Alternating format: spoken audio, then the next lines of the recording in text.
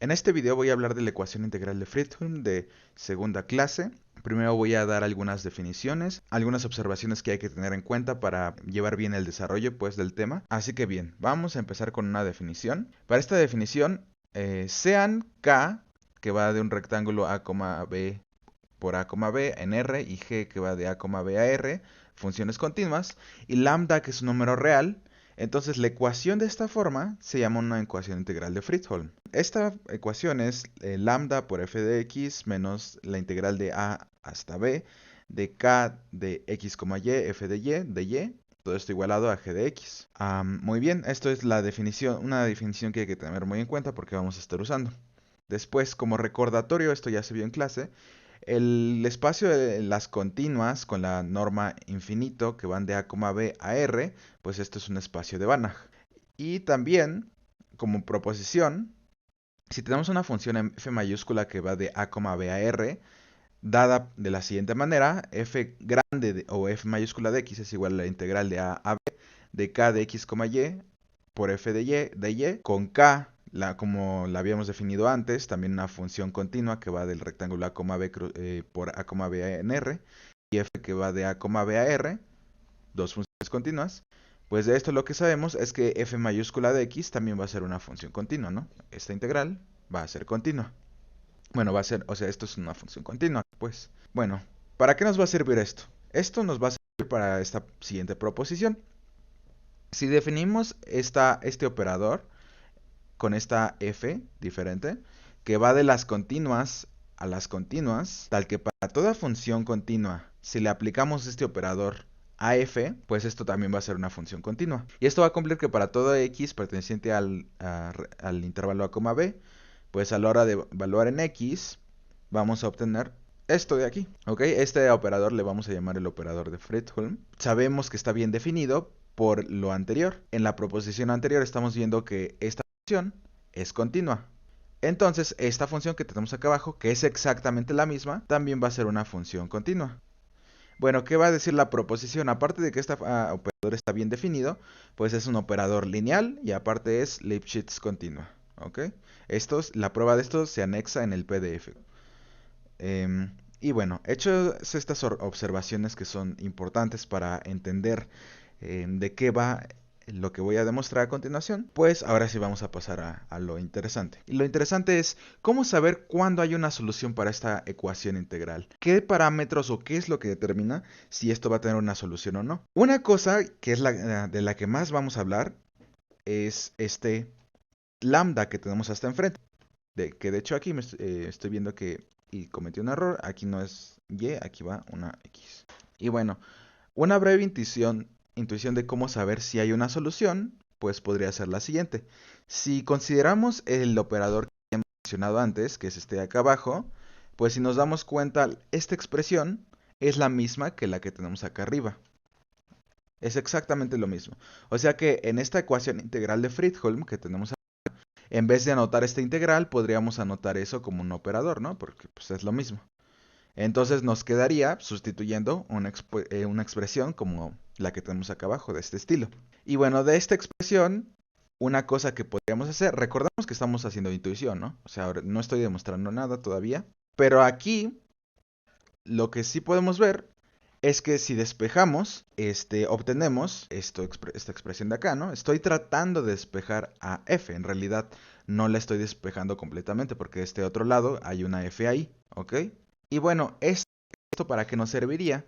Bueno, si tuviéramos una función, aquí lo que trato de decir es que si tuviéramos una función de este estilo, pues hay que notar que esta función, que la estoy llamando phi lambda, pues esta expresión es la misma que la de acá arriba, solo que la de arriba está evaluada en un x y la de abajo no está evaluada en ningún x. ¿Qué tiene de especial esta función como la estoy definiendo aquí? Lo que tiene de especial es que si esta función tuviera un punto fijo, si es que lo tuviera, entonces podríamos decir que sí hay una solución. ¿Por qué? Porque si tiene punto fijo quiere decir que esto lo podemos evaluar o igualar con f, ¿no? F sería como el punto fijo. Es una función, pero en este caso es un punto fijo, ¿no? Porque es como un elemento de nuestro espacio vectorial. Y si podemos igualar de esta manera, pues entonces es correcto que tenemos arriba. O sea, sí podemos hacer esta igualación, f de x igual a lo que tenemos de este lado, ¿no? Pero para ver esto tendríamos que ver que este tipo de funciones, como la que tengo acá abajo, pues tiene punto fijo, ¿no? Siempre que tenga punto fijo podemos garantizar soluciones. Ahora viene lo interesante.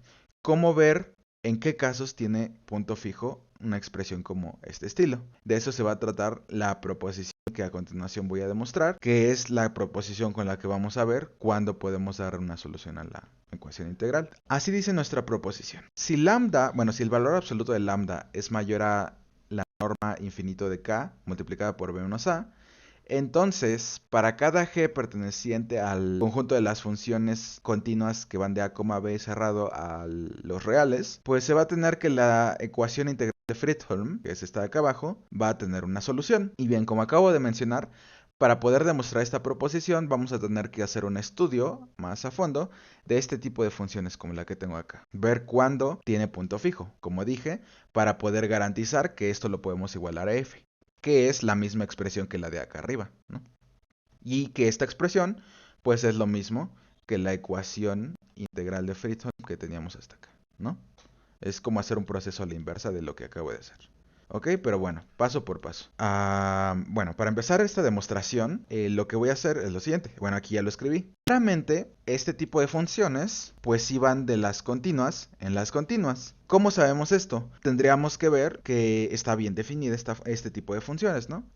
Esto lo sabemos porque como la mencioné arriba, si aplicamos el operador a una función, pues esto cae en las continuas, ¿no? Siempre y cuando f sea una función continua. Y bueno, g, por hipótesis, es una función continua, ¿no? Como estas dos son funciones continuas, entonces su suma es una función continua.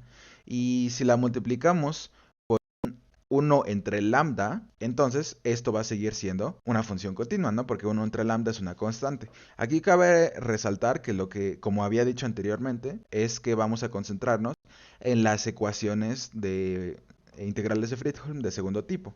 O sea, cuando lambda es diferente de cero, por lo que esto sí tiene sentido. Mencionado esto, bueno, y eso y además que estamos dando por hecho esto de que tenemos acá, ¿no? O sea que el valor absoluto de lambda es mayor que esta expresión de acá, lo que obliga a que lambda siempre sea mayor a cero. Entonces, lo primero que quería decir entonces es que esta expresión de acá, bueno, o sea, esta función de acá, pues sí está bien definida, la función phi lambda evaluada en un f, ¿no? Bien definida. Y bueno, como queramos usar el teorema del punto fijo, pues ¿qué necesitamos? El teorema del punto fijo nos dice que necesitamos un espacio completo, que ya lo tenemos, como mencioné, las continuas son un espacio completo, pero además necesitamos que el phi, o sea, nuestra función phi, lambda, sea una contracción para poder aplicar este teorema. Así que es lo que me interesa demostrar aquí. Por demostrar, phi lambda es una contracción. ¿Cómo se va a hacer eso? Pues por una definición. Aquí ya la anoté.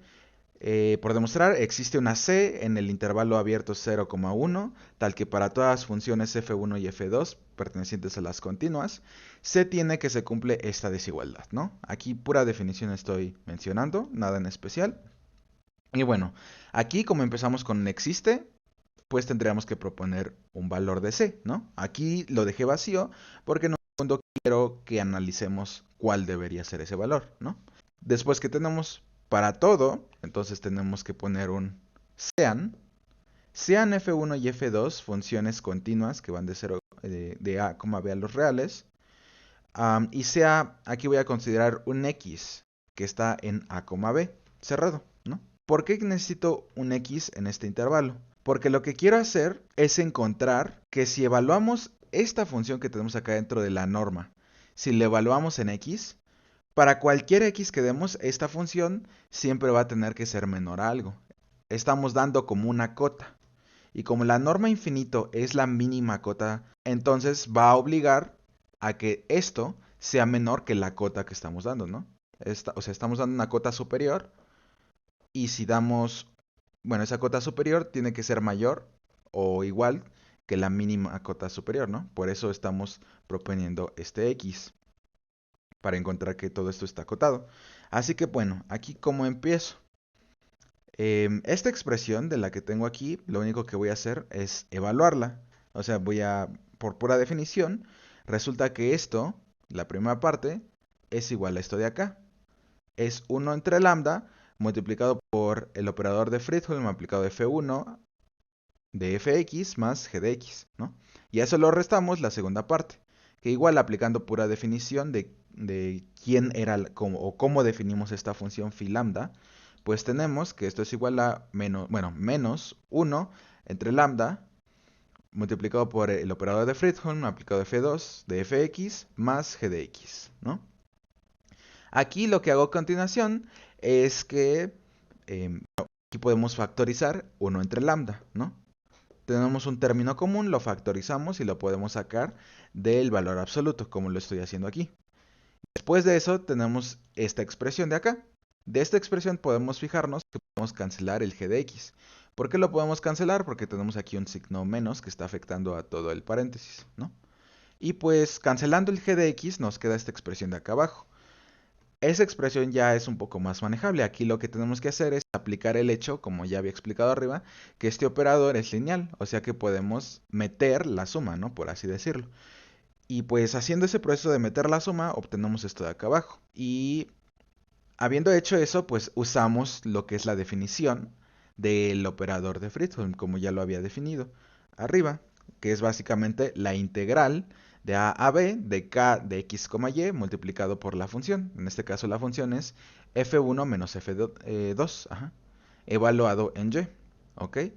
Y bueno, aquí, ya con esta expresión que tenemos, lo que ahora sería interesante es aplicar un teorema de cálculo 2, que si recordemos, pues el valor absoluto puede entrar dentro de la integral, nada más que ya no se mantiene la igualdad necesariamente, sino un menor o igual. Este es el teorema, nada más lo estoy recordando aquí, ¿no? Y bueno, ya teniendo esta expresión de aquí, pues aquí, si nos damos cuenta, ya lo que hice es que, bueno, el valor absoluto distribuye la multiplicación. Entonces ya lo separé aquí, producto de valores absolutos. Y aquí estoy aplicando otro teorema de cálculo 2 para pasar de este paso al de acá.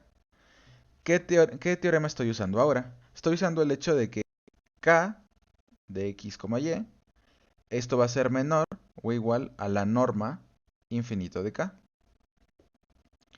Y lo mismo con el otro, f1 de y menos f2 de y. En valor absoluto esto va a ser también menor o igual a la norma infinita de f1 menos f2. ¿Cómo sé que esto es posible? Pues porque sabemos que, como ya había mencionado varias veces, k es una función que está definida en un rectángulo a, b, producto a, b. Eso quiere decir que como los rectángulos son cerrados y k es una función continua, pues entonces alcanza su máximo. Bueno, o sea, alcanza su máximo, pero más que nada tiene un máximo, es lo que trato de decir. Y como tiene un máximo, pues entonces la función sabemos que siempre va a ser menor a su norma infinito, ¿no? Porque la norma infinito justamente es ese máximo.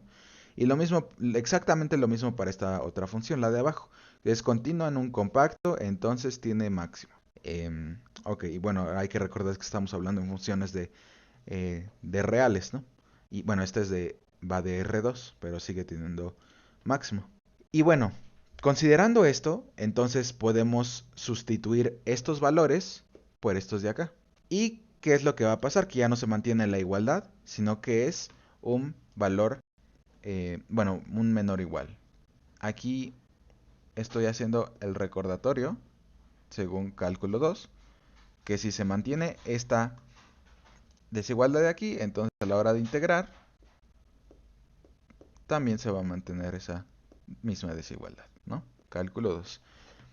Bueno, ya teniendo esta expresión que tenemos acá, pues si nos damos cuenta es que la norma infinito, pues esto ya va a ser una constante, estas dos expresiones.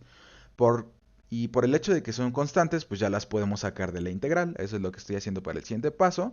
Sacamos los escalares de la integral y ya la integral ya nos queda algo muy sencillito, que nada más hay que integrar y nos quedaría b menos a, que es lo que estoy poniendo en el siguiente paso. ¿Ok? Y aquí en el siguiente paso, pues ya nada más estoy reacomodando un poco para hacer más notorio lo que quiero hacer ver, ¿no? Y aquí es donde vamos a usar la hipótesis que estamos dando. ¿Cuál hipótesis? La hipótesis es que el valor absoluto de lambda es mayor que la norma infinito de k multiplicado por b menos a, ¿no? Y aquí lo que vamos a hacer de esta expresión que tengo acá es pasar el valor absoluto de lambda dividiendo, ¿ok? Nuevamente podemos hacer esto porque lambda no es cero, ¿ok? Y bueno, aquí que sería interesante, que se va a cumplir esta condición de acá. Aquí ya estamos viendo que esta expresión va a ser menor a 1, pero además también va a ser mayor a 0 y esto va a estar bien, o sea, es posible que sea mayor a 0 siempre y cuando la función k sea distinta a 0. ¿Por qué? ¿Qué pasa cuando es igual a 0? Entonces no podemos asegurar que se cumpla esto, ¿ok? Que esto sea mayor a 0. Pero ¿qué pasa si es igual a 0? Aquí estoy poniendo esta nota. Si llega a ser igual a 0, pues lo que pasa es que de esta misma expresión que teníamos al inicio, acá arribita, voy a subirle tantito, ajá, esta expresión que tengo acá, pues eso con todas estas desigualdades, estoy viendo que esa expresión es menor a la que tengo acá abajo, ¿no? La integral de k de x, y por f1 de y menos f2 de y, ¿ok?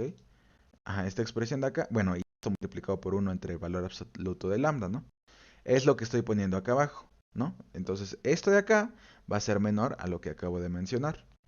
Entonces, si k es igual a 0, entonces toda esta integral se vuelve 0, ¿no? Y si se vuelve 0, pues evidentemente se va a cumplir que esto va a ser menor a 0, ¿no? Y como está en valor absoluto, va a obligar que esto sea 0, ¿no? Pero ¿qué pasa con el 0? El 0 resulta que esto va a ser siempre, bueno, siempre va a ser menor o igual a esta otra expresión que tengo acá. ¿Por qué? Porque c puede ser, entonces c podría ser cualquier número entre 0,1 abierto, ¿no? Y esto siempre es positivo o en dado caso podría ser 0 para cualquier f1 y f2, ¿no? Entonces, con esto lo que quiero decir es que en el caso cuando k es igual a 0, pues se cumple automáticamente a lo que quería llegar, ¿no? Entonces, por eso estoy considerando acá que k es diferente de 0. Muy bien.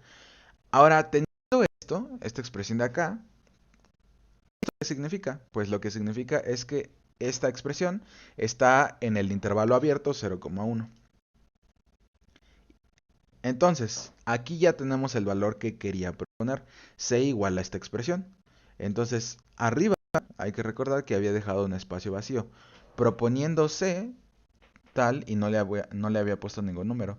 Pero ahora sabemos exactamente cuál es el número que le tenía que poner, que es lo que estoy escribiendo justo ahí. Con ese c, pues ese c, como estamos viendo, resulta que es un número que está en el intervalo 0,1 abierto, como mencioné, y pues con este número se obtiene esta desigualdad de acá. ¿De dónde sale esa desigualdad? Pues es justamente todo el procedimiento que acabo de hacer acá arriba. Ajá, acá arriba. Este es el final del procedimiento. Todo este procedimiento que hice desde acá, bueno, de acá abajo hasta acá, pues condensando todas las desigualdades, a lo que llego finalmente es que obtenemos esto que puse acá abajo. Un segundo. Ajá, esto que puse acá abajo. ¿Ok? Pero esto, como x era un número arbitrario, hay que recordarlo, pues se cumple para todo x, ¿no? Pero ¿qué pasa ahora? Lo que pasa ahora es que lo que tenemos acá dentro del valor absoluto, pues esto es una función que es continua, ¿no? Es continua, pertenece a este espacio. ¿Y qué significa eso? Como va de un compacto de R a R, pues ¿qué va a pasar? Que alcanza su máximo, ¿no? O sea que existe alguna x estrellita en A, B, tal que la misma expresión, que es la que tenemos acá, pues va a ser igual al valor absoluto, perdón, a la norma infinita, ¿no? Eso es que alcanza su máximo. Y bueno, como existe esta estrellita, esta x estrellita en A, B, y esta expresión de acá arriba se cumple para toda x, En particular se va a cumplir para x estrellita, ¿no? ¿Y esto qué nos va a asegurar? Que en vez de poner esto acá, pues podríamos poner la norma infinito simplemente, ¿no? Ponemos la norma infinito y obtenemos ya lo que es esto de acá abajo,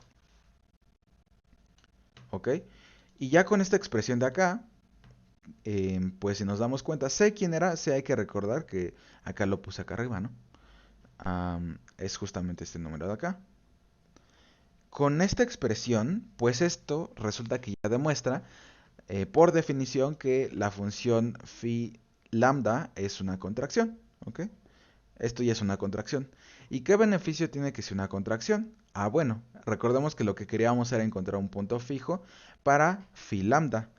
Entonces, como phi lambda es una contracción, como acabamos de ver, y como ya había mencionado anteriormente, las continuas de A, B a los reales, con la norma infinito, es un espacio completo, pues entonces, por el teorema de punto fijo, como se cumplen todas las condiciones, tenemos un espacio completo y una contracción, entonces lo que va a pasar es que existe un punto fijo, ¿no? Existe en este caso, existe una función, aquí le pongo una f estrellita, tal que la función phi aplicada a f estrellita me regresa a f estrellita. ¿Ok? En otras palabras, tenemos, o sea, phi estrellita, pues por definición es esto de acá abajo, ¿no? Que ya era lo deseado. Entonces, si hacemos un proceso inverso, pues, o sea, pasando esta lambda multiplicando al otro lado, y bueno, tenemos esto, y luego pasando el operador al otro lado, este operador, lo pasamos restando, pues ya teníamos la expresión inicial a la que queríamos llegar, que era esta, ¿cierto? Y esta, pues, reescribiendo el operador, de acuerdo a su definición, pues ya obtenemos esta expresión acá abajo. Esta expresión, pues ya es la ecuación integral de Fredholm de segundo tipo, a la que le queríamos encontrar una solución, y pues es justamente lo que acabamos de demostrar. Hay que recordar también que el teorema del punto fijo nos dice que la solución es única, porque el punto fijo es único, ¿ok? Y bueno, ya nada más por último, una anotación, una nota que hace el libro de Mónica Clapp de análisis matemático, es que es cuando la función g de esta expresión de acá, si la función g de esta es 0, entonces ¿qué va a pasar? Pues que nos quedamos con esta expresión, una expresión de tipo. ¿Y eso qué quiere decir? Pues despejando simplemente, bueno, pasando este menos al otro lado, sumando, pues ya nos queda esta expresión de acá abajo. Esto bueno, es interesante, ¿por qué? Pues porque como esto es un operador lineal, el operador de Fredholm, entonces esto es una forma, en el caso de que g sea igual a 0, de encontrar un valor propio, tal vez, un vector propio. Pero resulta que como f' igual a 0, esto, o sea, cumple con esto, porque los operadores lineales siempre mandan ceros en ceros, y en este caso esto sería 0 simplemente, todo esto. Pues entonces en este caso, como hay única solución por el teorema de punto fijo, por lo mismo de que los puntos fijos son únicos, entonces no habría ningún valor propio cuando el valor absoluto de lambda sea mayor que la norma de infinito de k multiplicada por b menos a. En el caso de que no se cumpla esta condición y g sea la función constante cero, entonces podríamos encontrar de otra manera los valores propios, ¿no? Los valores propios, pero cuando lambda no cumple esto, ¿no? Y bueno, eso sería todo. En cualquier sugerencia, hacerla saber.